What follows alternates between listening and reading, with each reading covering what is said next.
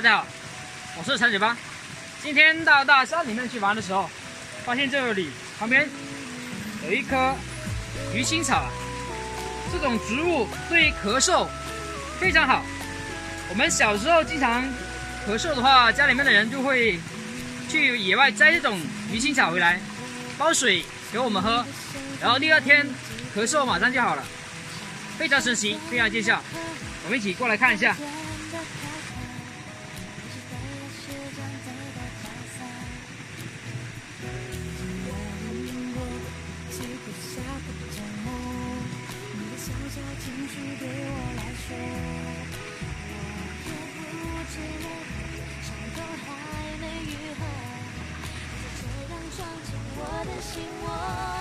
这个就是鱼腥草啊，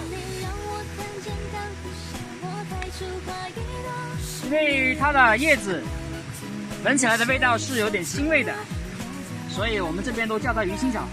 我想这个名字大家也不陌生，只是现在在野外能见到的话太少了，因为多人食用。鱼腥草有一个非常有功效的作用，就是对感冒发烧、咳嗽非常的有效。在我们小的时候咳嗽了，或者是有点感冒发烧，我们家里面的人就会到野外去摘一些这种鱼腥草回来，加那个猪肺一起熬汤给我们喝，味道吃起来有点怪怪的，但是也是挺好喝的。现在想起来的话也是很怀念那个味道。然后我们喝了之后，第二天的话咳嗽就明显有改善了，但是也不能多吃，它比较寒啊。它同时也是一个清热解毒的草药，平时的话对清热利尿也非常有效。